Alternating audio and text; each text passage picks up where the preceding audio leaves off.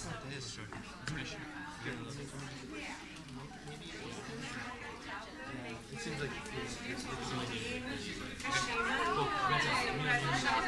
so nice to meet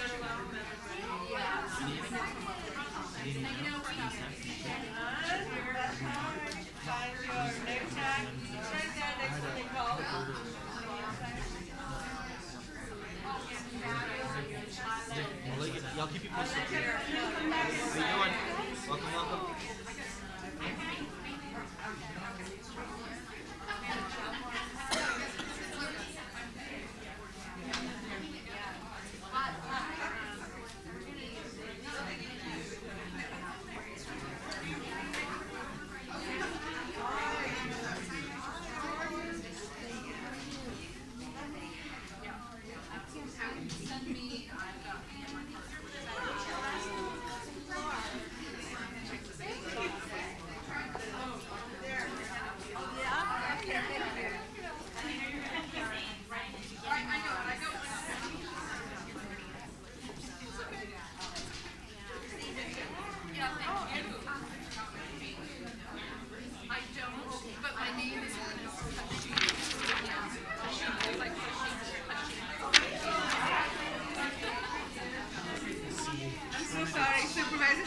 I'm taking your time. I also need to introduce you to firefighter Patty Jerkins. Jenny Graham. Jen. Patty's the tall one.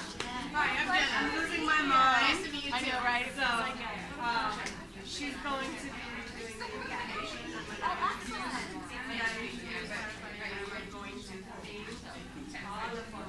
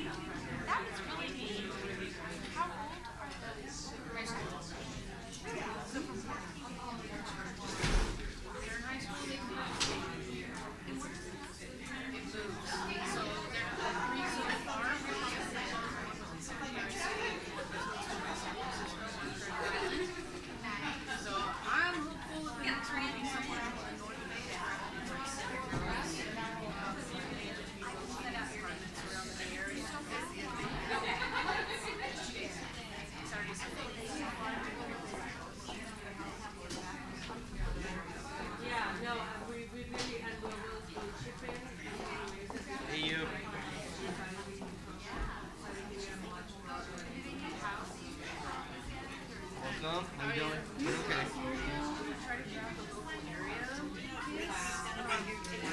I think so. To be quite honest, I haven't seen her in a while. She may be sick or something.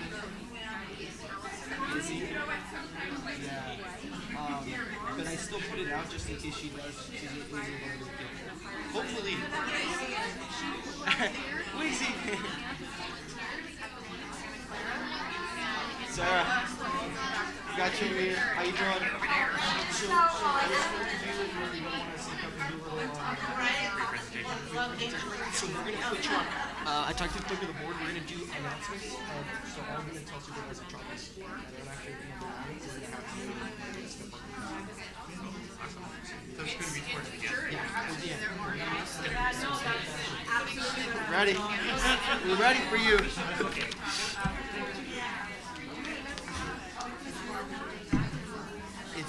They're doing announcements and whatnot.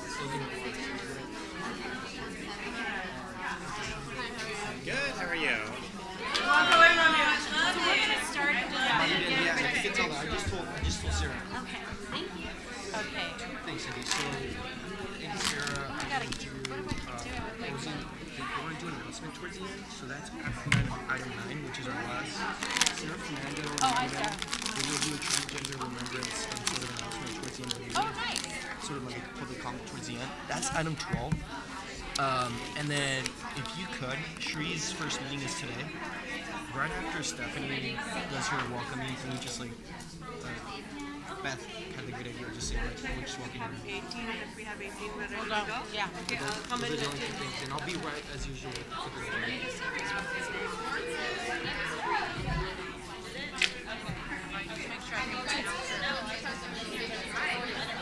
Kishima. Yeah.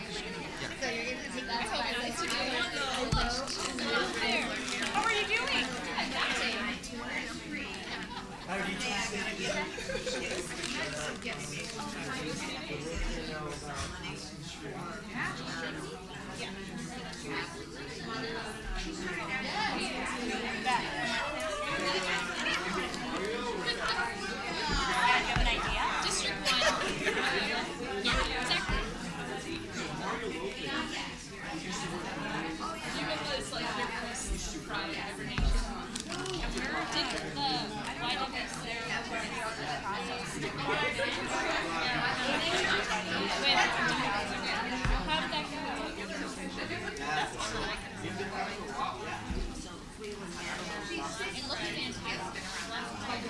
And I think that, I don't know what the process is yet. I don't know if we figured all that out yet. I just don't know where we are in it. Yeah, no, I know. And maybe we'll just at the end have them do an announcement about it, just where we are in the process. Thanks for raising that, Anne, because it's been a while since I thought about it. I'll add that. How are you? Oh my gosh, you're so on my mind.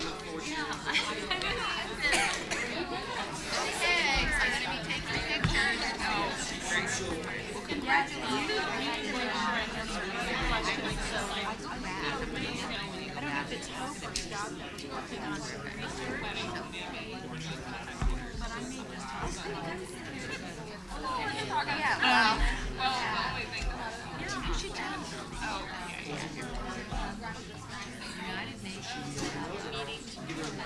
what's the tomorrow? You're still doing the Oh yeah. I just talked to Kansas State today too about it. They're so excited about doing it again. And I said, we're gonna make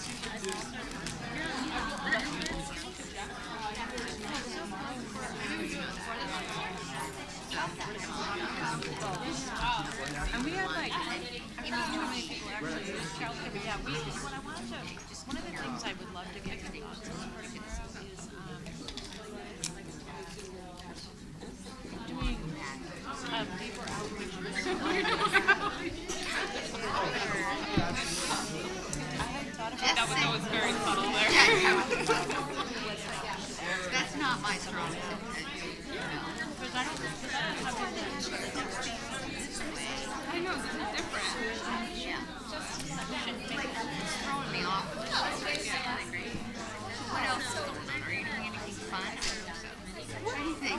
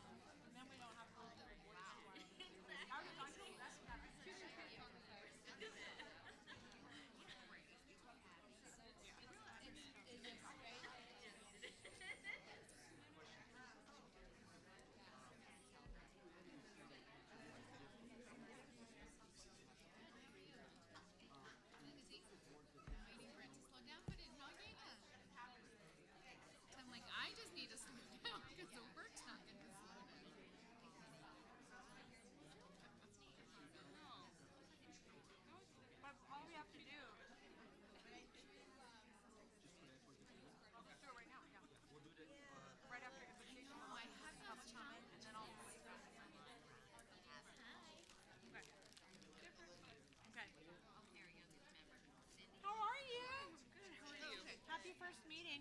Thank you. No, in the beginning. Redo it up to room 13. I'm not surprised. Wow. Congratulations. Oh my gosh, that's an announcement in and of itself. Oh, sure. The event that's happening in Hawaii. That's very cool. Thank you. It's a pleasure to be here. Good evening, everyone. Good evening. We're all in our places with bright, shiny faces. Is that how it goes, Dr. Dewan? It is. So we're gonna do. We're gonna go ahead and start our meeting. I'm gonna I'm gonna call the meeting to order. I know we're still waiting for a few people for quorum.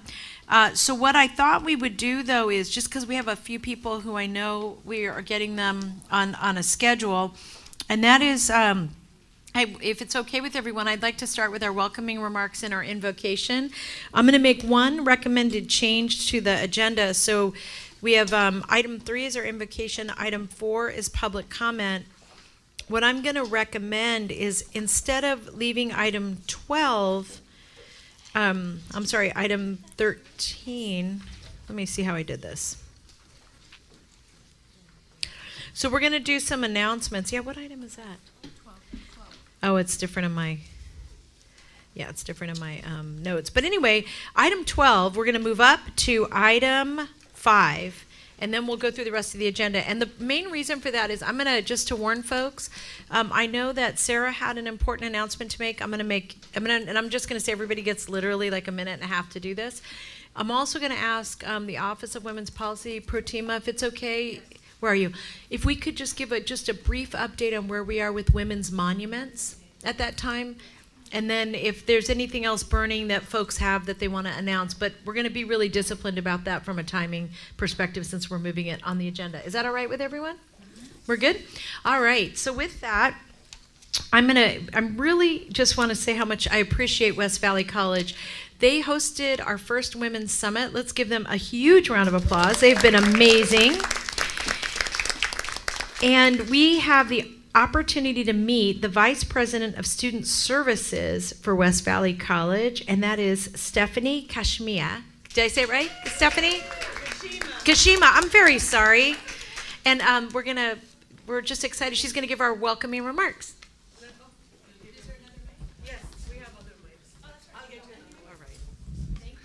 Thank you so much, everyone. First, I'd like you to... Oh, okay. Great.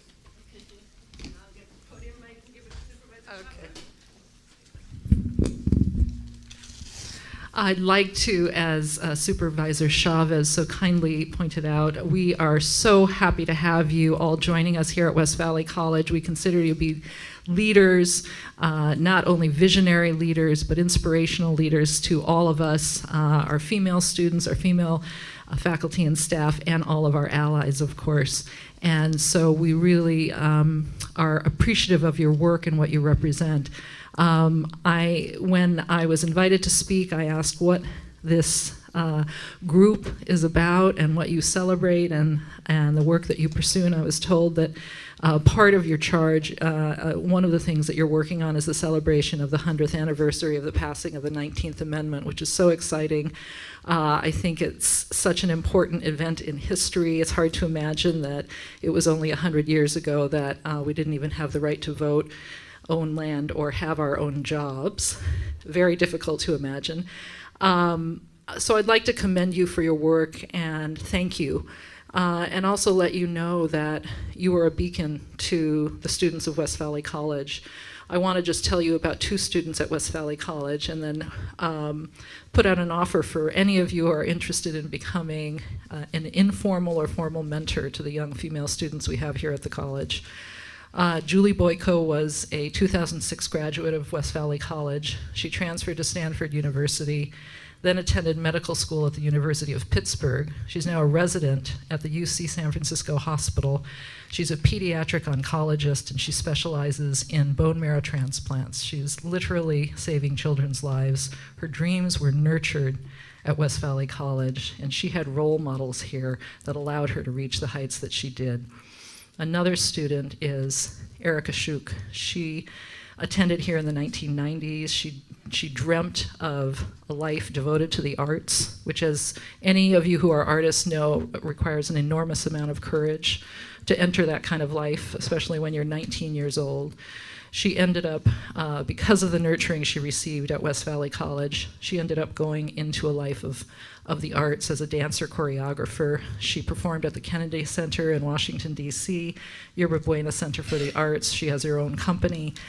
She has taught at ACT, UC Berkeley, and this year she was named as the artist in residence at Stanford University.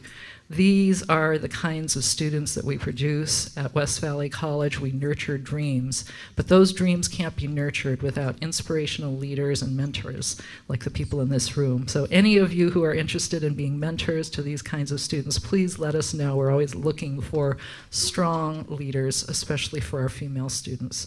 So I would like to close by thanking you for the work that you do.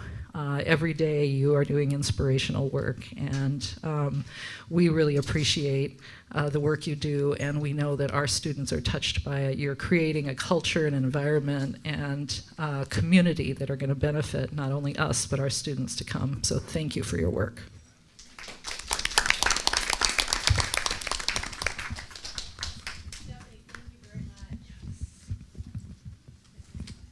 Team is saying, I literally showed you how to turn that on just a second ago. Stephanie, let's give her another big round of applause. I cannot tell you how wonderful this, West Valley has been to all of us, and we're just really honored and delighted to be here, and thank you for opening up your home for us again today. I'm now going to turn it over to Pratima, and we're going to begin with our invocation. Thank you, Supervisor Chavez, and once again, thank you very much for hosting us here. So because we're 2 days out of having celebrated Veterans Day, I thought it would be appropriate for us to honor women in uniform. And I can't tell you how proud I am to stand here to introduce Captain Paramedic Jenna Graham from the Mountain View Fire Department.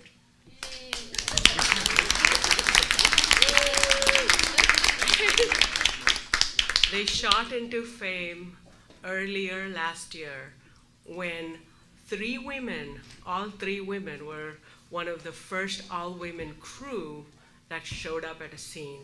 There are 7 total in this particular fire station, 7 total women. And then I read up because, where's Laura Kim? I have to really give a shout out to her. She researched them, she found them, I went to their pancake breakfast, there's Laura. I mean, it was just magical. And when we invited Captain Graham to come and do the invocation, she said, absolutely, the only caveat, because they're first responders, she couldn't promise whether 1 or 7 of them will show. So please join me in appreciating our women in uniform and welcoming Captain Graham.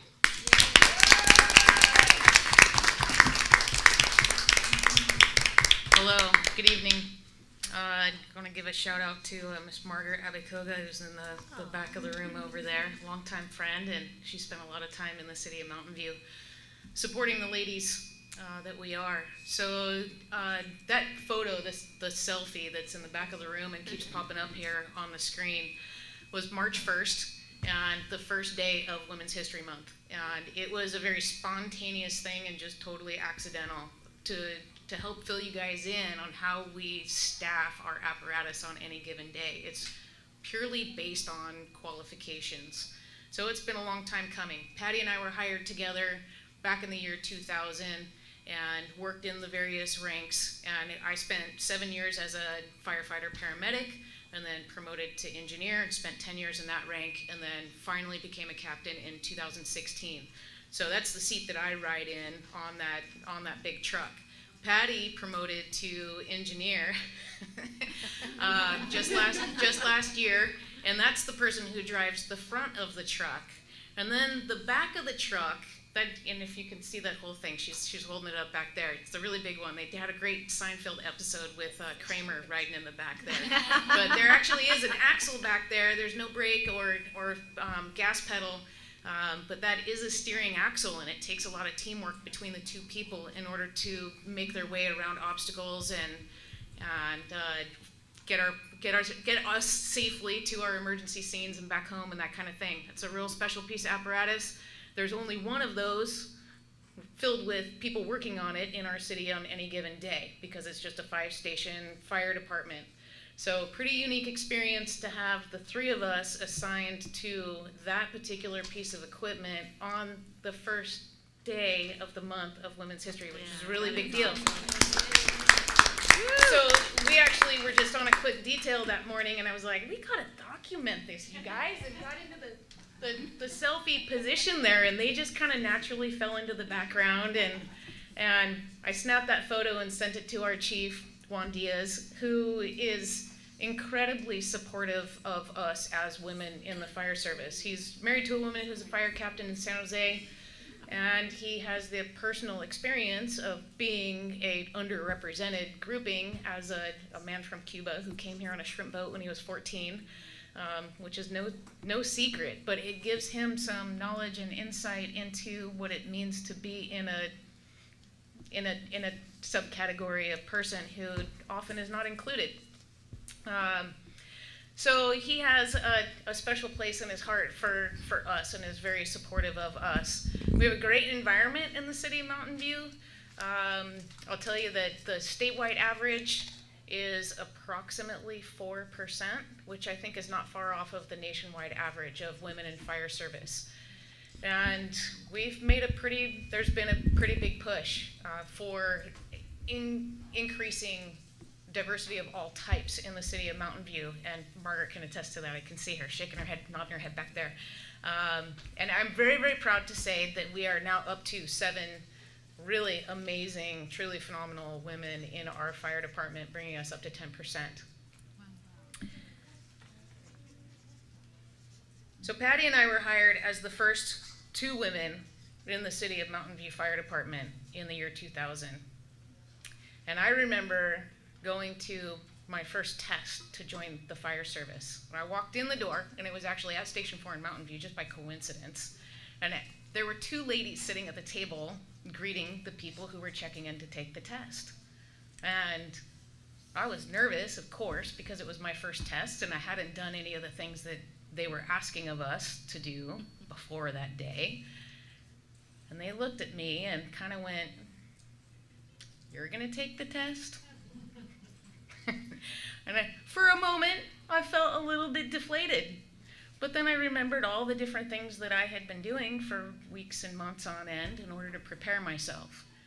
And when I stepped out on that course, there were people who were cheering me on in ways that were really incredible. And I see this group of people as similar to that guy who was cheering me on that course, as being advocates and proponents of getting people into these other positions and creating opportunities. Patty came from a different world where she was a little bit more experienced. She was 39 at the time that she went through the academy. And she thought that whole year we were on probation after we got out of the academy that we were certainly going to get fired. And I came into the fire service really naive. We're gonna fight fire and save lives every day. No, that's not exactly how it works. And I had no prediction that we were going to get fired. I was pretty blissfully ignorant. Things were not perfect. They were not perfect. There were people who didn't want us there, for sure. And I won't go into any of the gory details, but it was made very clear to us that we were not welcomed by everybody. And some people still aren't huge fans of bringing more women into the fire service. There's still a little bit, just a little bit, not a lot of it. It's way better now than it used to be. Tremendous amounts of progress have been made, leaps and bounds, really, with the promotions, with the proving day in and day out that we do belong, that we can run all those different positions, that we can run those calls. And you'll see a really cool picture up here, the one of us in all of our turnouts on the freeway. That was actually an incident in town where it was a rollover wreck, and we rescued somebody, and our patient said, wait, oh my gosh, how many of you are there? There's, wow, can I take a picture? I really want to go home and show my daughters this picture. There it is. So there's another one that's the same version, only the patient is actually in between all of us. And he had 2 daughters in high school, so he was really, really interested in sharing that picture with his daughters. So things have really improved over the years, but we've got a ways to go. And that's part of the reason why I chose to come to this event and actually turn down being on the Kelly Clarkson show. Because I feel like you're the people who may have the power and influence and ability to, there's a lot of, Yeah, that's it. Well, it kind of happened this last week. But I have a lot of respect for who you are, where you've been, what you're working on, and what you may be able to do to influence the progress, to create policies and possibilities and promote women coming into areas that were not traditionally very, very prevalent. So as you're seeing all these pictures up here, you're seeing some images of who we are as people. And some people say, even Heather Holmes said at the end of our interview on Channel 2, that this brings a whole new definition to what an American hero is. And Patty and I very much agreed that it's not necessarily what we do in our professional lives as firefighters that makes us heroes. We feel a lot like it's our families and what we've done with our kids that really make us heroes. This next image is Patty with her natural-born daughter and her 2 adopted sons. Another crew member who was on the truck that day is Allison, who is the mother of 2 sons who are 6 and 8 years old. And she spends an incredible amount of time taking care of them. And then I am the legal guardian of 5 beautiful Vietnamese girls whose second parent passed away 10 years ago this week. And I've had the privilege and opportunity to raise them and get to know a lot of the difficulties of immigrants, of undocumented citizens. My oldest is DACA because she was 18 years old at the time that her dad died.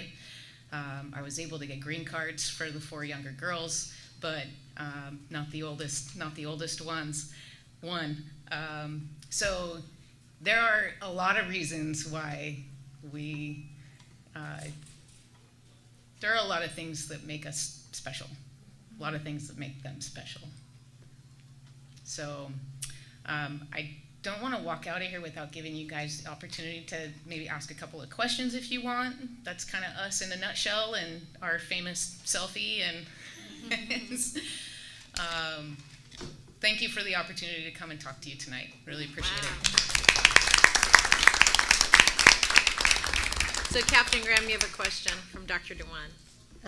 Thank you so much for your presentation and your leadership. And I just wanted to mention that we are planning some career fairs this year in honor of Women's Suffrage Anniversary and trying to raise awareness with young girls that there are unlimited possibilities.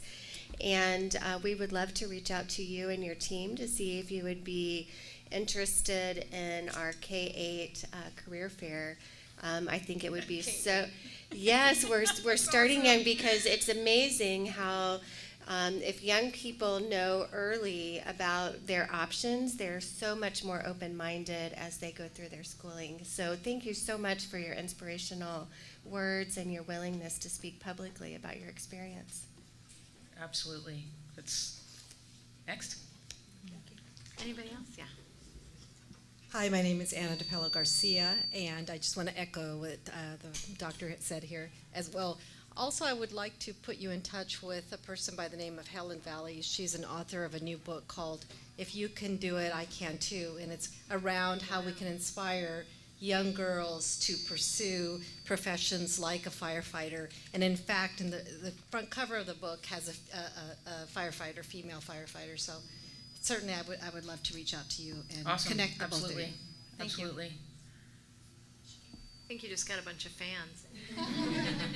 All right, let's give Captain Graham another round of applause and say thank you. I just want to say I had no idea about the Kelly Clarkson bit, so now I'll just have to write to Kelly Clarkson in person and apologize to her, and maybe you and I can go on her show next. I'm not a hey, look at me kind of person, but I believe in doing these kinds of things to just spread the word. Yeah, that's beautiful.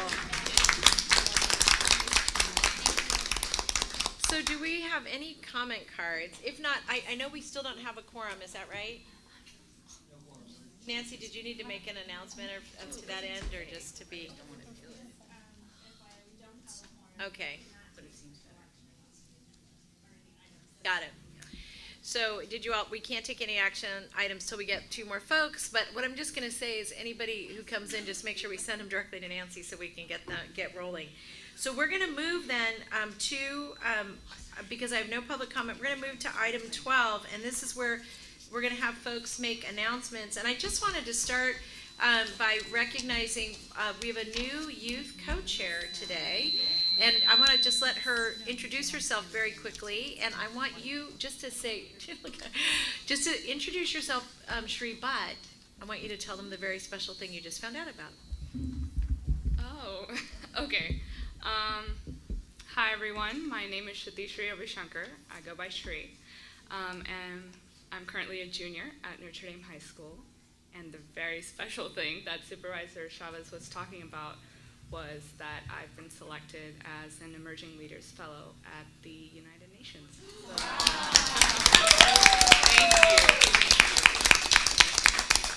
thank you. We're already seeing big things. You know, sometimes you say, oh, we're going to see big things when you're growing up. Nope, right now. Awesome. Congratulations and welcome. We're excited that you're here. And then, Sarah, did you want to go ahead and start? We moved the announcements up for you, I think, because you were going to make one. Yeah. You want to use the microphone? Okay. We're having a group come up and share a couple of Okay. Let's go away from the speaker. Perfect. You're right. You're perfect right there. Okay. You go ahead. Let's introduce ourselves first. Hi, my name is Crystal Haney. I use she, her, or they, them pronouns, and I am an employee of the Santa Clara County Office of LGBTQ Affairs. Hi, Maribel Martinez, and I'm the Director for the Office of LGBTQ Affairs for the County of Santa Clara, she, her pronouns. Sarah Fernando, seat number 32, right over here. Silicon Valley Pride and everything LGBTQI in Silicon Valley. So we wanted to take time of this meeting to invite you and share with you a very big event that's happening next week. Transgender Day of Remembrance. It's a internationally recognized day in which we take time to reflect of the names and speak the names of transgender folks, women primarily, who we've lost in this year due to violence. And Crystal and Sarah will share a little bit more about the event itself. And again, it's next week on the 20th. 6 p.m. at MLK Library, and we'll make sure that we share that information with the list so that all of you know how to RSVP and share it with your networks. So hello again, my name is Crystal Haney, and I use she, her, they, them pronouns, and I am a member of the transgender community here in Santa Clara County. So again, next Wednesday, November 20th, marks the 20th observance of International Transgender Day of Remembrance, an event held to honor those who died in the transgender community over the past year due to anti-transgender violence, and to combat the historic lack of respect given by law enforcement and media through the misnaming and misgendering of trans individuals in their reporting. According to the Trans Murder Monitoring Project, more than 3,300 transgender individuals across the world have been reported killed between January of 2008 and September of this year. With more than 250 individuals in the US and Canada alone. This is surely an undercount, as many individuals' true selves are erased in death, either by their family or through reporting, as previously mentioned. A disproportionate number of individuals killed are transgender women of color, mainly Black and Latinx. While the event itself focuses on the individuals taken from their friends and loved ones, its deeper message is a call to action. A call to look at the intersectional societal factors driving the violence against the transgender community. A continued lack of family acceptance, a continued lack of safe access to education, employment, and housing, ongoing institutional and societal racism, and ongoing societal devaluation of women and femininity and those who defy societal expectations of sex and gender. We have much to work towards. So again, in closing, I'd like to invite you all to the event being held next Wednesday, the 20th, at Martin Luther King Library, room 225, from 6:30 to 8:30. Thank you. Thank you. And what I'd like to say is, ever since coming on board to this group, I've been overwhelmed with the outpouring support when it comes to the LGBTQI plus community. I've seen a lot of you folks at the events that we have, from Trans Day of Visibility to the Trans Rally to Pride itself. There's a lot of outpouring support for the entire LGBTQI plus spectrum. However, out of all these visibility days, and there's a Trans Day of Visibility, there's a Bi Day of Visibility, there's a non-binary, no, not non-binary, but there's all these visibility days, even Lesbian Day of Visibility, but there's only one part of the spectrum that has a Remembrance Day, and that's trans folks. This year alone, so far, 22 trans women of color, specifically Black and brown trans women of color, have been murdered due to transphobia that exists throughout the nation. So again, visibility days like this exists so that we could amplify the work that needs to get done. So please, there are a lot of folks here that help with the efforts when it comes to LGBTQI equality. Feel free to use us as a resource, and thank you for having us. Again, if anyone from this group wants to share it to your networks, we'll send it out. We also in our office have placards that have the trans flag that say "We stand with community." We encourage folks to have that displayed in their spaces. If there's any training or support that you need for your staff or the networks that you're connected with, our office provides SOGI training 101 to any community organization. If you're a public agency, we have an online module that we provide for free. Again, we want folks to be well informed so we can serve our community. And in light of so many tragedies, it is now the perfect time to come together as community, as allies, of supporters, to ensure that we have a safe and welcoming community. I just wanted to add, Santa Clara County Division of Equity and Social Justice, where Maribel's office, my office, were all part of the Division of Equity and Social Justice. The work that we can do elevating the intersectionality is what's important to remember. The remembrance, there's an overwhelming majority of trans women who are targeted. We know they're targeted because they're trans. We also know they're targeted because of their gender. And that's why this group can be monumental in supporting the work that our office is doing. And Maribel has been a strong collaborator with the Office of Women's Policy, and I think we can all together make a much bigger difference in our community. So thank you. Thanks very much. So I'm going to go right, if I can, Protima, to you to talk about the women's monuments, just to give and I'm going to ask if you could do it in a minute, and then if there are any other announcements, I really am going to ask people to do it in a minute. This one was special, but so we'll go ahead. You all heard, she called me special. So I get a minute and a half. So thank you. Yes, the Women's Monument, we're happy to announce that there was an RFP that was issued. We're about to get a consultant on board. The negotiation actually is on Monday with the consultant. And once the consultant comes on board, our office will be connecting with the larger community, and you in this room will be people that we will rely on to spread the message, because what we'd like to do with the help of the consultant is to create a body of advisory members who will help us ensure that we recognize and honor women throughout our county, but in ways that are inclusive and expansive, so that we recognize all achievements, so that we recognize all backgrounds, so that we actually find ways in which arts, monuments, recognition, and women to create a historical map so that our community can be proud of what women have done to make Santa Clara County a better place. Because that was the vision that Supervisor Chavez had last year, and we're hoping to execute it with bringing on board a consultant who has all things arts. Right, because we're not experts, so we are hiring someone smart. So what I would just say is if folks want more information, Protima is certainly someone you can talk to. You can also talk to Beth in my office. But one of the things I just want to make sure that you all are thinking about is who to work with in your community, because we're going to use matching money because we'd like to take the $5 million we set aside and try to get it to $10 million. $2.5 million of it is for if we can do one single large gathering place or monument, but there will be $500,000 spread throughout the county, throughout the 5 supervisorial districts that can be matched. So think big, and also think whose pockets I can pick, all right? Because we'll want to match. Any other announcements that folks want to make? I'll just go around the table.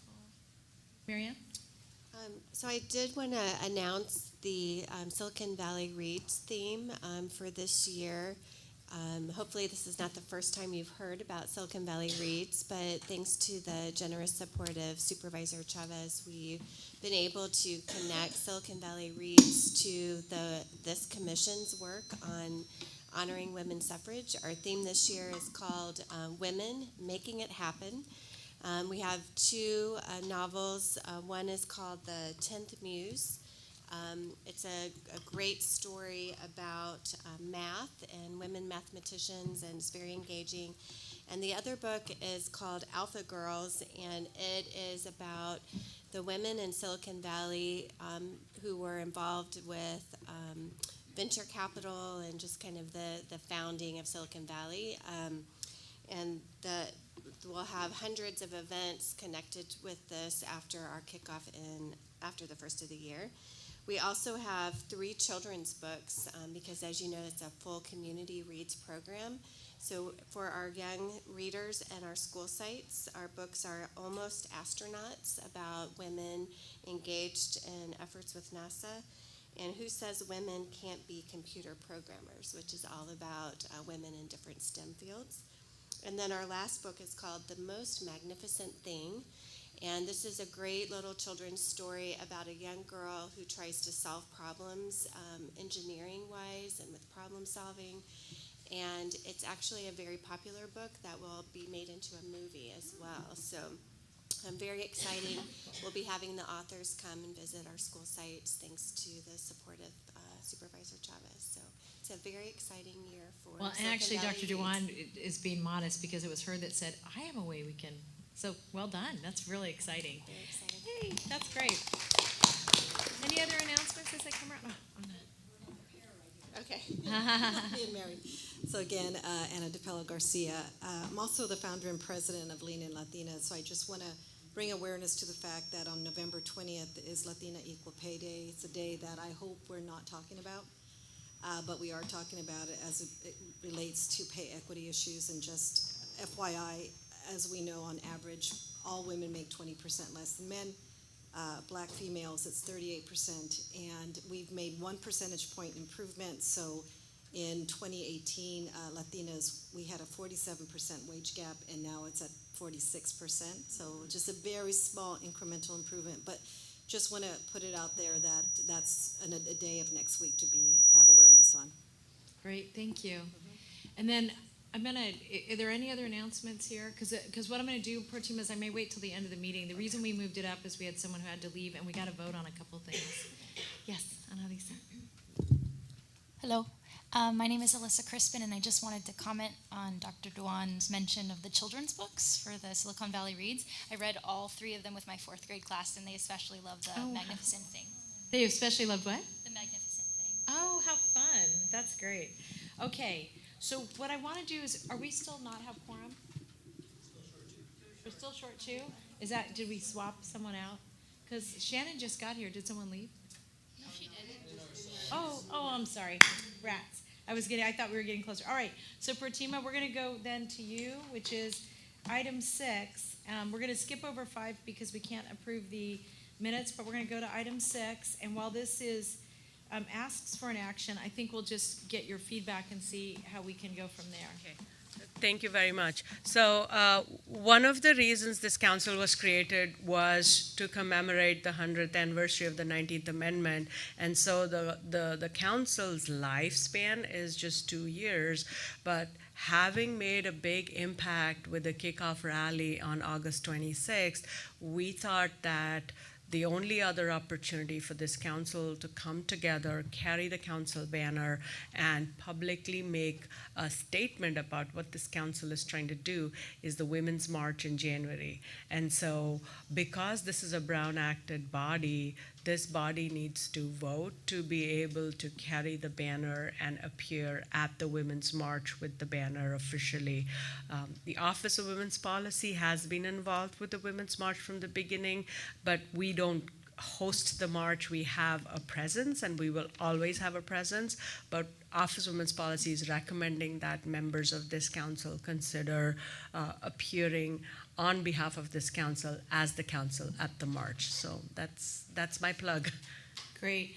So we can't take an action, but what I want to do is, if we could, just if there are any questions, because we have one more meeting before the march, so we can do it then, and it sounds like I may need to do some reminder calls for people to attend, but the meetings. But Protima, is there a well, just say where you are. Are there any questions for Protima about participating in the march as a group?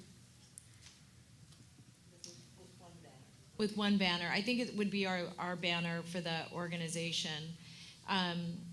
If there are no questions, let me just make a quick recommendation, and that is that, oh, go ahead, Ann. I'm just envisioning it's marching down, what, First Street or down Santa Clara?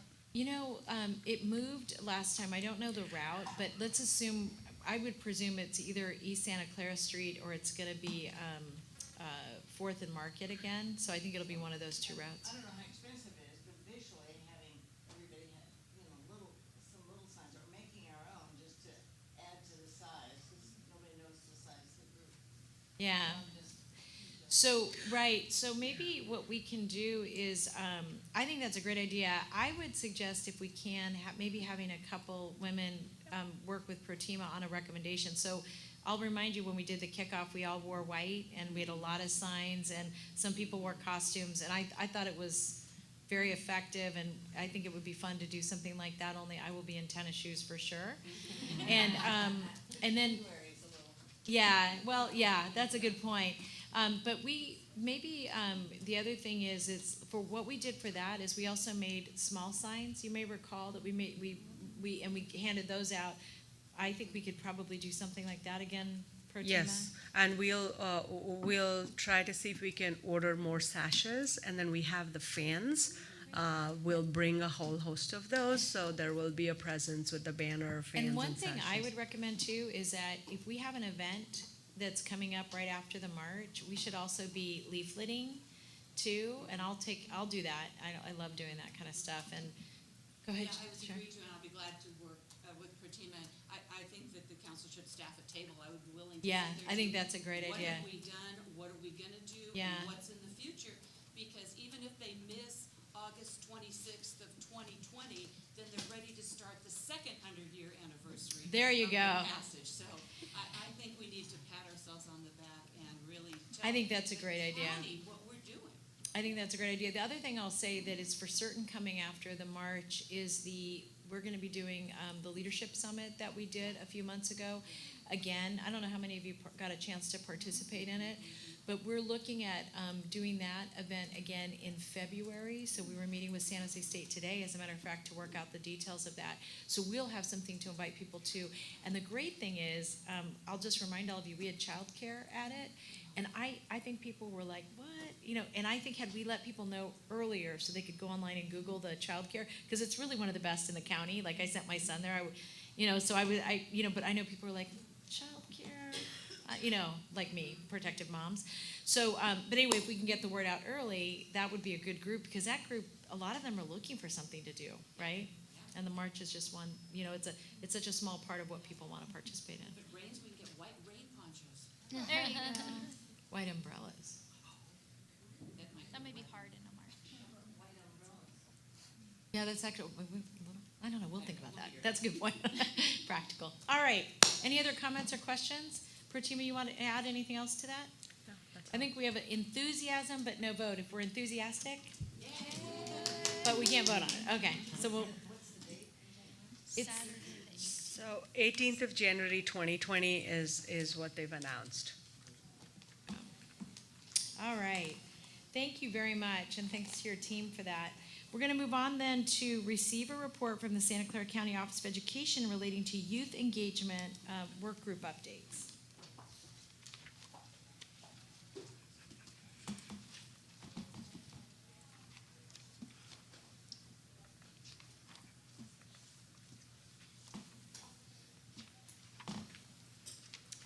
So good afternoon, everyone. I'm Mary Ann Dewan, Santa Clara County Superintendent of Schools, and I've been co-chairing the Youth Engagement Work Group for the Women's Equality 2020 Leadership Council.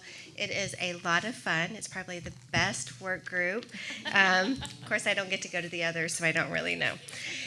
But we've been working on a number of things to try to engage youth and youth voice in our efforts to celebrate the 100th anniversary of women's suffrage, but also to build more capacity into our systems to have this be an ongoing effort and an ongoing part of the work of our county and of our schools in Santa Clara County.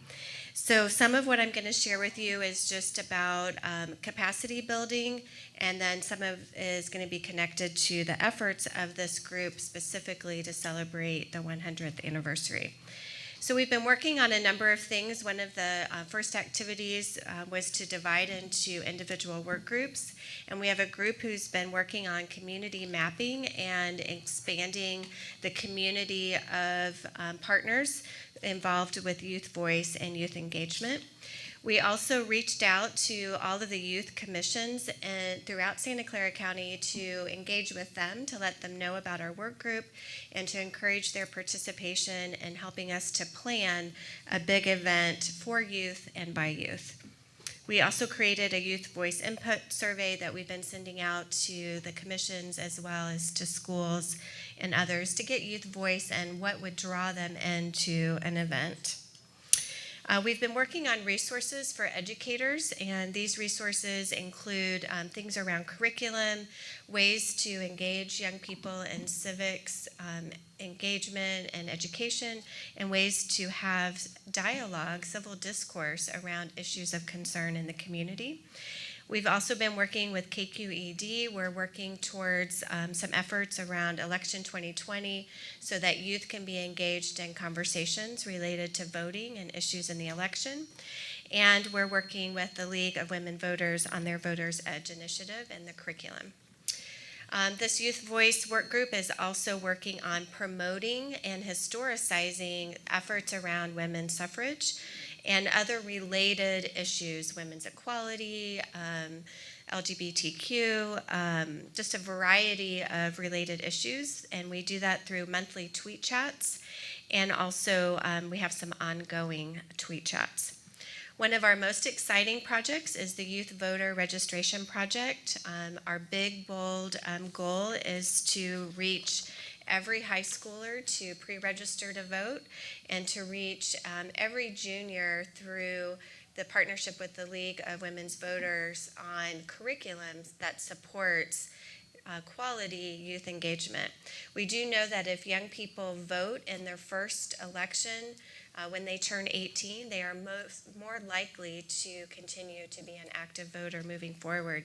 So we're trying to generate energy and momentum around voter registration, but also voter turnout and participation in the elections. And we're providing some voting education resources. The second really exciting, I'm sorry, I'm going to go back one. We are still recruiting volunteers to participate in any aspect of youth voter registration that you might be interested in or care about.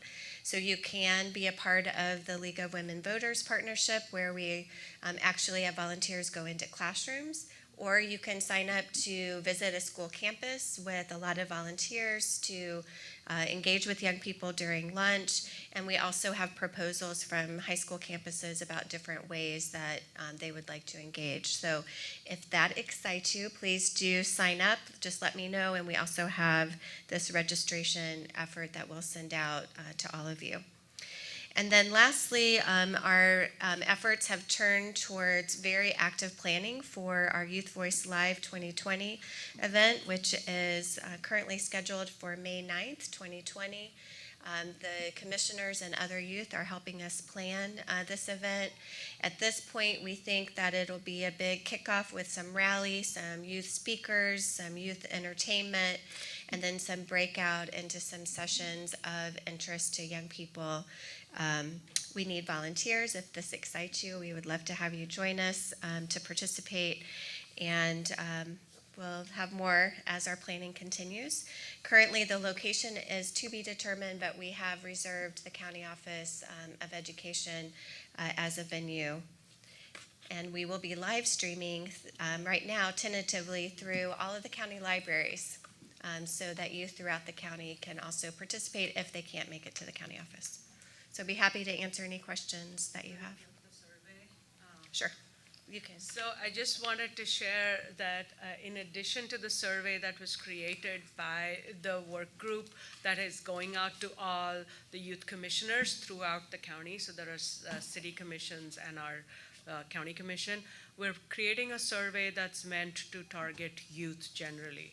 And so we will be reaching out to all of you when that survey is ready, which is going to be in the next few days. Olivia and Laura, they've been just really, this work group has gotten down in the weeds and they're getting everything all ready. So you'll get a survey very soon. And all we ask is that you contact 10 young people.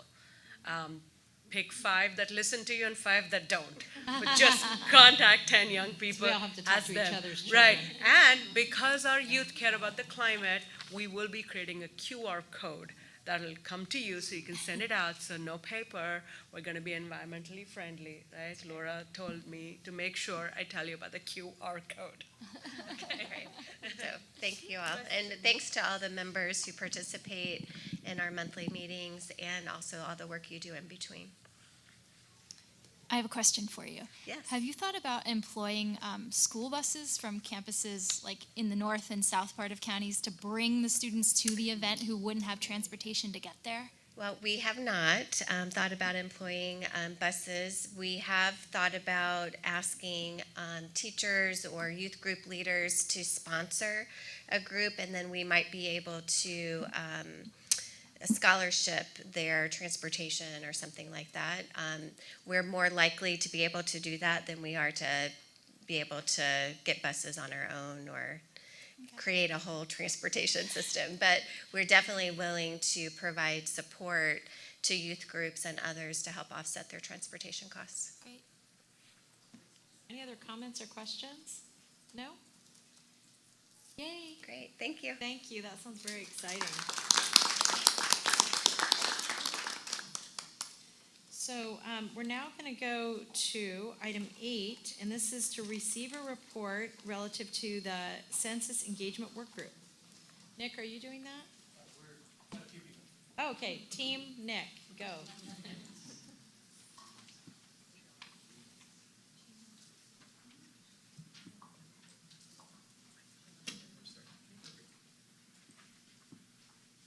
Hello, I'm Julie Cates, and I'm with the League of Women Voters. And at League of Women Voters, we have 5 leagues in the county for Palo Alto, Los Altos, Mountain View, Cupertino, Sunnyvale, Southwest, Santa Clara Valley, and San Jose, Santa Clara.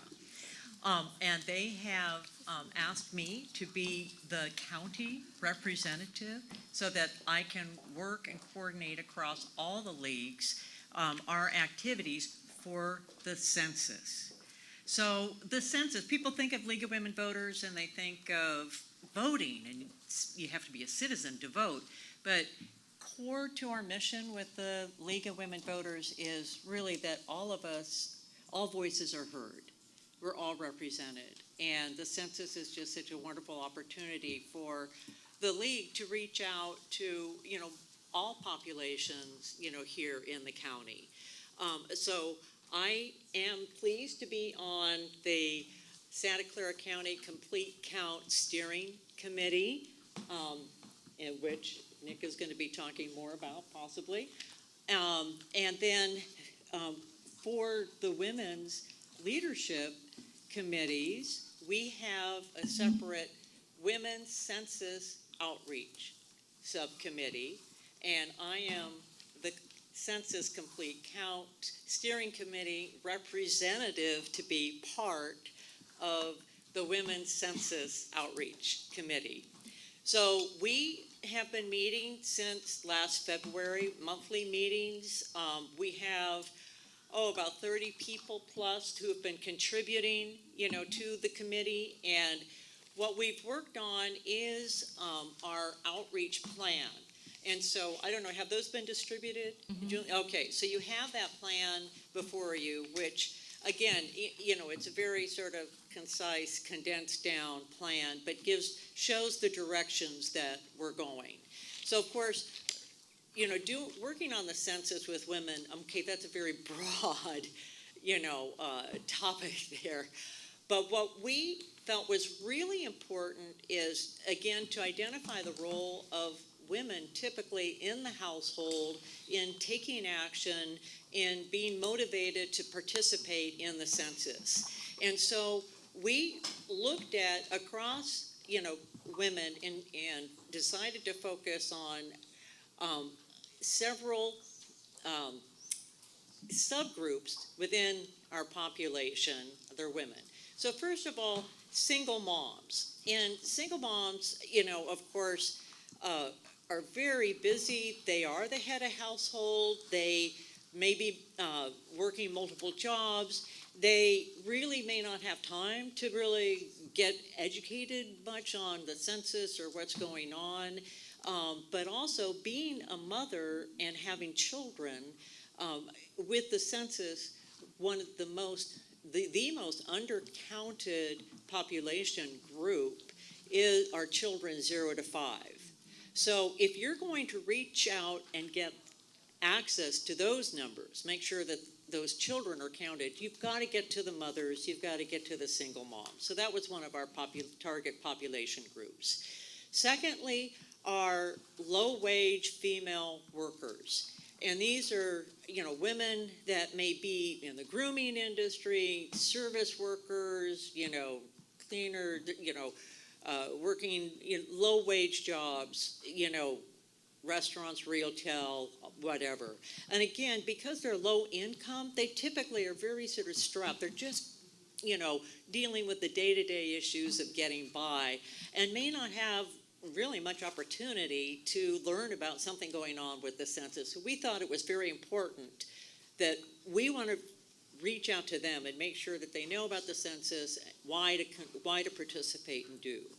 And then the third group are senior women, women with disabilities, because then that's another group that is challenged. As you all may know, the census this year, they're promoting that people should do it online, use the internet, get on a computer. They're emphasizing, or your smartphone, you can do it. Well, for the senior women with disabilities, that would be a hurdle for many of them. It would be sort of an unnatural way to participate. They never participated in the census before that way, et cetera, et cetera. And and all these population groups, of course, have concerns about, security of data that they're providing, concerns over potentially providing personal data to a government agency. So again, we felt that it's very important that we focus on those groups. So now Santa Clara County is quite a large county, and we had to figure out where can we really, what geographic areas to focus on as well. And so we identified Eastside San Jose, South County, so that's the Gilroy, Morgan Hill area, Sunnyvale, and then there are pockets of Mountain View. So in your plan, you will see that then we sort of looked at those for geographic areas and thought about, well, where is it most important for us to have presence? To get posters up, and then as we get really that second half of March to have sort of people, where would we put census knowledgeable people and groups and community organizations? And so we've listed those. I mean, it can be simple. Some things are like putting posters up in laundromats, trying to have an information table outside a Walmart or the Dollar Tree, where we can catch a number of these groups in these areas. But like some like Eastside San Jose, they're with the city of San Jose and everything they're doing, they do have already a lot of focus on the census for it's almost Mayfair neighborhoods and others. But a challenge for Santa Clara County is our South County. Our Gilroy area and the surrounding, there is not as developed in terms of community collectives and organizations. I don't want to belittle, there's fabulous work underway there, but we decided, for instance, to hold our next meeting in, and this is our Women's Census Outreach meeting, down in the Gilroy area. So it's going to be in January, well-timed, so that then, we're really perfect time to get all the organizations, community groups engaged then for the last 4 to 6 week push before the April 1st census. And just, we expect we're going to have a great meeting. We're going to have representatives of Gilroy Union, high school districts, city council members. There are a number of community organization, community services, Rebecca's, there's the Head Start, there are organizations down there. And we'll partner with organizations like AAUW. League of Women Voters is planning to have a strong presence in that effort. Clara Step Forward Foundation, Domestic Violence Shelters, the Gilroy Foundation, NAACP, Cal Soap. So we're going to, try and bring them all to the table together and really talk about what our push is then, building from February, March to that April 1st census. So with that, Nick, why don't you talk a little bit more about what overall the county's doing and how that relates to this work? Thank you, Julie. And, I cannot still believe how much time and effort the League and, partnerships with Julie and other folks who sit on the work group put into this. I mean, no one's paying them to do this, and they're doing this because they know it's important. So really bravo to our team and a lot of the other work groups, because they are putting their heart and soul into this. So I'm super grateful, I'm super humbled to be even invited to speak to you all, but wanted to talk to you more about some of the things that we're doing to support census outreach and education moving forward.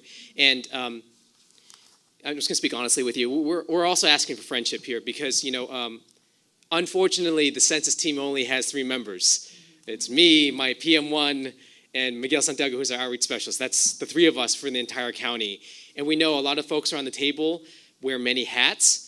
So I'm also speaking to you today as hopefully a representative of another organization or, off membership to get involved with the census, because we need friends in your places. And I know Dr. Dewan, I know Julie and other folks are like, man, Nick, I've given you everything I've gotten. And I sit on your steering committee. I do everything I can. I know Shannon with the Register of Voters is like, we're all trying to do everything we can to get involved. But unfortunately, I'm always going to ask you for a little bit more. So I'm going to try to do my part and help give you the ammunition to engage folks. So we talked about flyers. I've got one right here for you. So we'll be taking orders to give you some of the, educational items to make your job easier, to make it so that your organization doesn't have to spend the costs on printing, on message testing, on doing those kind of things. We've shared, and we are actually going to the board to share some information regarding a research project we did back in last year around message testing with hard-to-count communities and what we found. So we have some of this information available. We've been testing it within our own messaging pools. So we actually have, right now it's in English and Spanish, Chinese, Vietnamese, Tagalog to come, fact sheets on why the census is important. And there's really only two major reasons, but we like to make it pretty. We need, and everybody knows what those two are, right? Go ahead, say it. Funding. Okay, what are the two reasons? The first one is political representation. Well, that's a big one. Political representation, so we get counted so that we can have our political representative in Congress, in a very divided Congress. And the second one is money. We get about $500 million every year from the federal government based on census funds. So if someone asks, why should I care? There are two very important reasons to get involved. So those are the two major reasons, and this covers that. We also need folks to apply as enumerators. These people are folks who knock on doors after people have a chance to fill out the census. This is the summer of 2020. And we really need people who look like us, who speak like us, who know the terrain, where people are actually going to open their doors. And this pays a pretty good amount of money, $30 per hour. With the U.S. Census Bureau, really great job. We have some save the dates cards with some really important resources for county departments. Another fold out, we've got pledge cards, all sorts of stuff. So, and we've got the fun stuff too, of course. We've got like the reusable straws and the lunch bags and you name it, you got it, right? So we want to make this fun. We do want to make it engaging because, unfortunately, we are tasked with a pretty tough job. I talked about census to folks, and they don't have the same reaction you have. You guys are actually engaging me, and most people would be asleep on the floor and not really caring about the census, but you do because you know it's important. You know it's a once-in-a-lifetime kind of thing. And, I started this work as a nonprofit attorney, and I was frustrated day in and day out because our numbers were always wrong. I would try to give services in Korean, in Russian, in other languages to a community. I would meet those people, I would see those people, and it was just not backed by census data, so we wouldn't get the funding that we needed. So you are helping your community, you're doing a lot to help your children, your families for the next 10 years. And again, this is just one of those things that we really need to all come together with because we need 100% of folks. And when was the last time we got 100% of anything, right? So we really need everyone's help to do that, and we're really here to help give you those materials to help make that effort a success. So that's what we've got. We're hoping to get some more feedback from you all about what these materials should look like, and this is a continuing conversation. So I don't know if we have a question or comment. Did anyone want to ask? Any comments or feedback or questions that people had? Yeah. Yes. Go ahead, Arcel. So, one question that came up today actually in our project on universal access was around how to engage our immigrant community, our diverse immigrant community as it relates, particularly around concerns for immigration. So, the training that, if you could speak to the training for the folks that are engaged in families, all the many partners that are supporting this effort, just a little bit on that. Would you please talk about? Sure. Yeah, and I'm going to ask, I forgot, we're videotaping this, and also I think it's live, and so if folks can pull the mics closer to them. So the question was, with regards to Dr. Bloom's interaction with the UAP program, there's a lot of concerns in the community, especially the immigrant community, around the safety of the information given. Is it safe? Is that fair? Okay.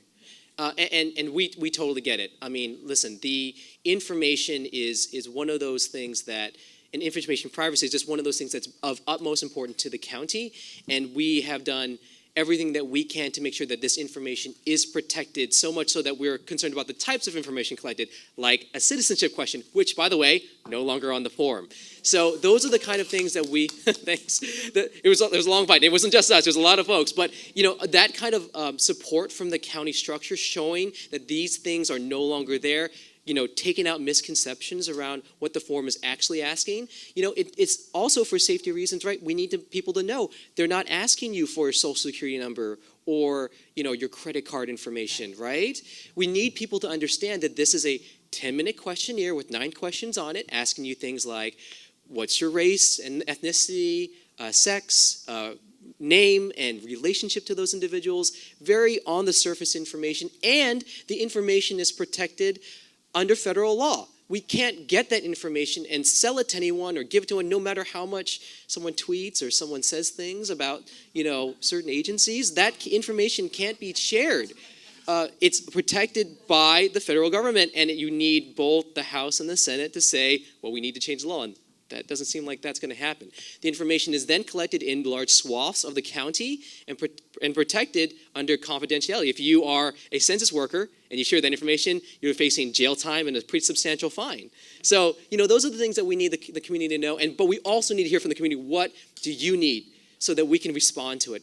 So I think it's exactly that. It's like a canned summary of what you just said, so that the providers are people on the ground can provide that information to families. Yeah, absolutely. And you'll see if we're also taking orders, by the way. So if you need some of these materials, that has that blurb on the bottom, your information is kept private from these things. We actually are translating Title 13, which protects the information, into multiple languages, so people actually have the text of the law as well, so they understand it, because it's easy for me to say, Title 13, everyone should feel fine, but they need to be reassured. They need to see it themselves. So that's what we're trying to get to people in people's hands.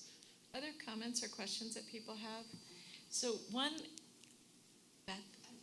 I just was curious about how you're doing recruiting counters for these specific populations that you were speaking about, seniors, single mothers, 0 to 5. How is that going? Great question. Well, part of the thing, Oh, I'm sorry. Yeah, how are we recruiting to engage these different populations? Great question, Beth. So we actually, and I was supposed to mention this, thank you for mentioning it. We actually right now have, in partnership with Silicon Valley Community Foundation, an RFP out to fund community education and outreach, canvassing, media, etc. So that's out and live right now. So if you are a 501c3 or you're not a 501c3 and have maybe a fiscal sponsor who is, apply for those grants. I think they're going from $5,000 to about $75,000, and they're doing exactly the kind of things that Julie was mentioning in her work plan. Getting engaged with communities, throwing a census party, doing social media tags, those kind of things. So they're soliciting proposals right now. I really encourage you all to look at their website, Silicon Valley Community Foundation, on their website. It's right on the front page, and it's one of those primary partnerships that. We are the primary funder. The county is being the primary funder for the census work in this region. So we really need folks to step up and get that money and start the work right away.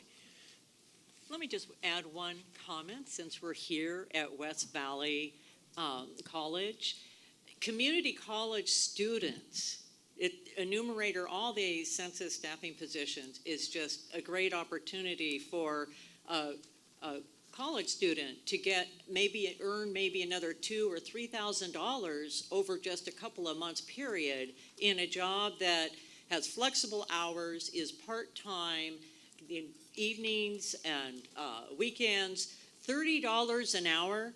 And so something that we definitely would like all your help on is we need to make sure we're getting to every student group at community colleges. And so, and I know Dr. Dewan and our Chancellor, Judy Miner, who's also on the steering committee, is, very, helping in that effort. Thank you for that question, Beth. Is there any other comments or questions that people have? I just want to make 2 requests of the committee and also of our staff. Both in this item and the item that we heard previously, there are lots of opportunities for us to get to our networks, these events and these job opportunities or filling out the census questionnaire. And so what I want to ask Protima and her team is to work with Nick and Marianne to make sure that we have something that's pre-done, that's easy for us to put into our newsletters or our emails or our texts or whatever, Instagram. And if you could do that, what I would take responsibility for is making sure we reach out to all of the members, both who are here and not here, to make sure they're pushing things out to their networks. Great. And especially if you could just prioritize maybe the top 2 or 3 initiatives that we want to do after this meeting. Does that make sense, everybody? Everybody okay with that? And then one other thing, this is again just a personal request, and you guys don't need to send this out, but here's what my recommendation would be. The best 2 or 3 minute speech you give on the census, because I know you pitched, Nick, you have and Julie, you probably have been talking to 1,000 people. What I would suggest is sending out to us your wrap so that we have it. I think the point that you made, Dr. Blume, about, like, what do we say to this group or that? That's right. And she talks to, you and, all of our staffs and us are all talking to people all day long. And so whatever the top issues that you tested are, it should be in a speech format that any of us can give in 2 minutes. Got it. Does that make sense to everyone? And I'm sure you will have a way to use it. And I know, Lupe, I'm even looking at you. I know you guys have clinics all over Tarnation and literally Tarnation and are involved. So that way we can make sure we can get it to everybody. Is that good? Other thoughts or comments before we move on? Just one last thing. So I neglected to mention, so tomorrow is our next Santa Clara County Complete Count Committee meeting. We call it SC5 because no one wants to say that. So if you want to come down to Gilroy, it's going to be in Old City Hall. It's from 9:30 to 12. It's open to the public. We'd like you to RSVP. By this point, just show up. And we know it's a long drive, but come on down. We'd love to host you and give you some of the feedback on what some of those messages are and talk more about the RFP process. Great. I actually have a comment on that. You do it during business hours, so people who work, who are low-income workers or who are not going to get the information aren't able to attend those meetings. Have you thought about doing it after hours? Or Definitely. weekends? Yeah, I think that's a great point. The people we're trying to focus on here, most of them are community-based organizations, so we're trying to catch them when they're actually at work. But, to your point, I think a lot of the education, has to happen post-work hours, things like that. So a lot of our canvassing activities, parties, etc., as we move into that era of what we're doing for the census outreach is going to be during those times. So, yes, great point. Thank you. Any other comments before we go to our last item? Just remember, all women count. Yay! Can I hear everybody say it? All women count. Okay, I see great. the T-shirt. All right. Thank you both very much, and thanks for all your good work. That is not an easy job. So let's give them a round of applause. Honestly, it's not, as you all know. All right, Pratima's going to talk mini grants. Yay, yay, yay. So, I thought I had a placeholder slide. What is coming around is a newsletter blurb that we send out, and we are very happy to announce that we've been able to open the mini grants for civic engagement for the centennial. You'll find the mini grant application available on the Office of Women's Policy website as well as on we2020.org. We really need this group to push this out to as many as possible because the range of the grants is from $500 to $2,000. We are trying to get folks to think outside the box, which is why we didn't go with an RFP process and use something that might automatically exclude people who have no familiarity with how to do business with the county. Instead, the Centennial Planning Committee wanted to give Office of Women's Policy a directive on how do you make sure that you create a grant process that is open and easy for anybody in our county to access. So if you're a student in North County who is thinking of developing a 5-minute video on what suffrage means for intergenerational families, much as what Nicole presented at the last WELC meeting, you can apply for a grant to be able to get that video production. If you're a group of older women veterans in Gilroy who are thinking of hosting a roundtable on women veterans and their challenges and related to civic engagement, you can apply for a grant. If you're a 501c3, you can apply for a grant. If you're an individual with a tax ID number, you can apply for a grant. And everyone in between. Now, the good news that I have for you is that because this is open and available right now, everybody can turn in their applications, and there's a possibility if we end up getting applications that total more than $75,000 that we might be able to go back to the board and request for more. Because I don't think that we can put a price on civic engagement, right? I mean, I don't know how else to plug it. I'm not looking at her, but I'm kind of nodding towards. I mean, the truth is, We have, as a county, committed. We're one of the first counties in the nation to have begun this work to commemorate the 100th anniversary of the 19th Amendment. And we're probably one of the only groups that are constantly announcing that our work to commemorate includes reminding people that 99 years ago, only white women who were wives of plantation owners got the right. And look at who we are today. Look at where we've come today. And we need to make sure that we can get this message out, because that's what the 19th Amendment means to many of us. To someone like me who became a citizen last year on June 29th, this right is important. I told some of you the story about my child having asked about an I vote sticker. And I have a colleague who was so kind when I told him that that was one of the things that I've never forgotten. He went and got me all those stickers just for free. And I looked at him and said, for you, it's just a sticker. For me, it's existence. That's what civic engagement is for so many of us. And imagine if we can get those stories out. And that's what these grants are going to do. So I'm hoping that you all can use all of your networking power to get it out there and get as many applicants as possible. OWP is ready to answer any questions that you may have. Are there comments or questions, Anne? And then Anne, if I could ask you just to use that mic. Thank you. I just wanted to ask if the Girl Scouts have been told about this, the local Girl Scout community. And now you're going to tell the Girl Scout community for us. We haven't been explicitly outreaching to any specific groups. So if you know any, please go ahead and spread the message. I would just make this point. If there's somebody you want us to reach out to, and the Please Scouts let are us pretty know. easy. We can do that one, but if you have personal relationships with organizations or people that you think this would be fun for, let's do that. And all joking aside, the 75,000 number was half of what we got from the board for this year. If we spend all of that, absolutely we'll go back. So I just need you to get people to sign up, and let's get the word out and get people to sign up. And I do want to just emphasize, and Pratima, just if you could just say this, that we're asking people to do a write-up. The write-up includes a budget. Yes, it does. But it's not intended to, this is not intended to be complicated. Thank you. Yes. You could do this right here, right now, so. Yes, thank you very much for reminding me of that. Right? It's a very, very simple form. It's 5 pages, but only 2 pages to be filled out. The rest you just click. And the budget is meant to make sure that we can track, because this is public money. Right. That's what it's for. Nothing fancy, nothing complicated. Thank you, Pratima, for sharing this. Very excited, and everything that whoever we can bring along, that's great. I'm worried about the deadline or the due date, December 1st, especially because Thanksgiving is coming up, and even if it's 5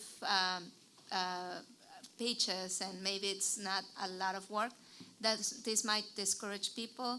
How flexible are we to extend that towards the end of the year or something like that? We're happy to extend it beyond 1st of December. Right now, we wanted to make sure that people understand the sense of urgency that we have. Yes. That's the best way to say it. I think what we want to do is get people to turn their homework in as fast as possible. And let me just say one timing issue that Pratima and her team, I'm sure, are really mindful of. We can go back to the board and ask my colleagues for more resources, but we have our mid-year budget is actually in January, so the timing is perfect that if we get a lot of these out in this time frame, it's easier for us to come back to the board for more resources, and we can do it relatively quickly. So one thing I would just request is that for all of you who are thinking about doing something, you work with a group that's thinking about doing something, you want to write a grant for someone else, this is the time to do it, because it'll just mean that there are, I hope, more resources available for others for the year. But yeah, if we need to do a second one, we'll do that. I was just wondering if the applications are in any other languages and if you're accepting them in any other languages. Yes, we're working to translate it, and we are happy to accept it in any other language. So if they can access it and would like to submit it in any of the 6 languages, they're welcome to do that. we just didn't want to delay the translation of the materials with the announcing of the grant, but absolutely. That's a great question. Thank you. I Yes, just Sharon. wanted to double check, members of the commission are eligible? We can apply for a mini grant or no? Yes. Okay. Yes. Yes, we can. Yes. Sí se puede. Yes, we can. Yes, and the other thing I would just say is, because you all know what Pratima just said about those 2 pages being the primary ones, it would be really great if you could help other people too. Like if you pitch someone on it, help them so they know it's not overwhelming. Because when you said 5 pages, even I was like, what? That's too long.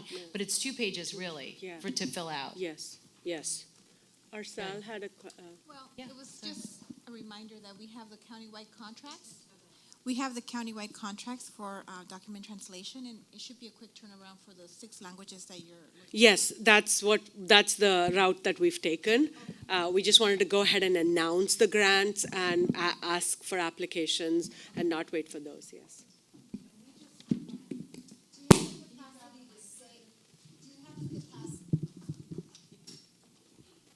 Is there the capacity to save as you are applying and then get back to it, or do you have to submit? Yeah, it's through a DocuSign, so you can pause and then come back. Yes. I hate to be a downer, but the thank link you. for this is broken on the. Oh, is that right? Yeah, it's not listed. The link is not listed under Get Involved. Yes. I noticed that. I tested it today. But if you go onto the site, you go to the We 2020 site and you search for We 2020 Get Involved, it goes right to it. So when I found those 2 things, I submitted something to the webmaster letting them know that it should be fixed. But I didn't want everybody to leave here and then go look for it and not be able to find and I it. actually think we put that link in our newsletter, so I really appreciate the heads up. And so we'll want to make sure, Beth, that we take a look at that. Thank you for that, Peg. We actually had tested the newsletter link, so I will go back and check which link it is. And we will be constantly updating, so if the webmaster has your email, we'll make sure that it gets fixed. But thank you for the heads up. Just as Yeah, sure. I went online and I went on and it does come up. We 2020 Get Involved. For some reason, does come up. Get Involved comes up, but is this a choice under the menu option? Get Involved. Yes, it is. It says mini grants. So it's already fixed. Yay. I'm going to have Laura power Kim. women. I'm going to also have Laura Kim answer. I was going to say, it's not part of the drop-down menu, but if you click Get Involved and scroll down to the bottom of the page, that's where we have the link. And the link that was also included in the newsletter is for the DocuSign Power Form. So it's good. All right. All right. Yeah. It's hard to find. I think it should be a drop-down link for Get Involved. But anyway. Yeah, no, Thank that's you. actually a good point. We can do that, right? We can do that. All right. Sí se puede. All right. Other comments or thoughts on this? We feel like we can Maribel. get this out far and wide to our networks? Yeah. I found it helpful in other grant situations to have like info sessions or even working sessions so people can access the documents and get help as they're doing it or planning for it. So our office is happy to host something with the support of Office of Women's Policy if there's folks who want to come together and work on it together just to make the process a little bit easier. Thank you for that. Idea. Yes, procurement has also offered to host something through their bid sync. We are brainstorming on how we can create ways to let people know what are all the various steps that they might get stuck on. So we might actually approach you for that. We might also brainstorm on a small webinar with actual pictures of the pages and the stages that can be downloaded by people as they're trying to fill out. So we just That is a wanted to great get it out. idea. And you know, Pratima, on that front, I know a lot of people access like Zoom or what's the other one that's almost idiot proof? A WebEx or Skype. I mean, what I would just say is that some of those wouldn't take that long. Like we might want to do some announcements and say, hey, next Wednesday at 6 for 1 hour, we're going to be, doing this. Because I think that way people can be on their computers and literally follow that through. That is such a good idea. But I find Zoom, even I got a little app and we're moving. All right. So, anybody else on this topic? So this is the beginning of us getting the word out. Go ahead, I Pratima, have two announcements, which I forgot to make, so I was hoping that when we wrap this up, I would quickly tell you. Tomorrow at MLK Library from noon to 2:30, we have a Chicana Movida speaker session. There's a release of a book about Chicana and Native American women activists, older women activists, and we've flown in authors from different parts of the country who will be on the panel. And the second is on November 20th. The CEDAW Council is receiving a report on justice involved women and girls, and that's at 1 p.m. at 70 West Heading. If you're interested in either of those, please look up the Office of Women's Policy website. Excellent, thank you. 45 seconds. Yeah, you did great. Are there any other comments or announcements before we adjourn? I'm going to make just one, but I wanted to wait and see. Yes? Okay, anybody else? Anybody have a comment or a announcement? So, two things I wanted to announce. One is that in January, I will become president of the Board of Supervisors, and let me just say, it's one of it rotates, so it's not like I had to do it. So I don't, but I did want to tell you that I had very seriously thought about not being chair of the board this year because I'm going to be the chair of VTA, and we just have a lot of other things going on. What I realized is that the last time we had a female member of the Board of Supervisors was almost 10 years ago, and it was Liz Niss. And so it made me realize that I didn't really have a choice, right? Like, we got to just do this. And it's the year of the 19th Amendment. The reason I share that with you is that once that date becomes available, I want to let all of you know, because one of the things that we're going to want to highlight is the work we're doing around the 19th Amendment, and I really, really want you all to be able to participate. We're going to be thinking a little bit about how to engage women and how to talk, frankly, about some of the issues that we've been addressing this last year. So I wanted to put that, we'll get that on your radar, we'll get the date out. The second thing I wanted to let you know on a more serious note is that we will be doing a hearing around childhood sexual abuse. And I mention this because each of the hearings that we've done to date around sexual assault or domestic violence, we tried to put a framework that will allow us to look at where there are gaps in services and what we are going to need to fund. You'll get an information about that if you attend these meetings. I forgot what the date is. 20th of November. It's November 20th also. Actually, when you were talking, I thought, right before. Yeah. So it's going to be late afternoon at the Board of Supervisors. And if you know anybody who is interested in this issue, especially if they're in any kind of field that can help us start to address this issue, we're particularly looking for people in the medical field, people who teach. This will be the first hearing. We don't usually do this, but we'll be doing a second hearing. The first hearing is going to be really a diagnosis of how big the problem is. We're going to separate that from the solutions and prevention, particularly around prevention, because I think it's worth a deeper dive, and I don't think we can talk about the problem and get to prevention in a thoughtful way, because it's just a kind of a traumatic, it's traumatic, period. So anybody who's interested in that, please see one of us and we can give you more details. And then the last thing I wanted to say is our next meeting is in January, and it's right after the first of the year. I forgot what the date of that is. Let me get to the... January 8th. Okay, now let me just tell you why we're doing it then. We're doing it then because we got to vote on the women's participating as a group in the march. And then we're going to have some more information as to whether or not we're going to need support lobbying for more resources if we're successful in getting these mini grants out. I'm going to ask our staff to make sure we do a call through for folks for the meeting date so that we have quorum for that. And we may want to, I may need it's the 8th. Community Solutions. Yeah, we'll be in Gilroy. In Gilroy.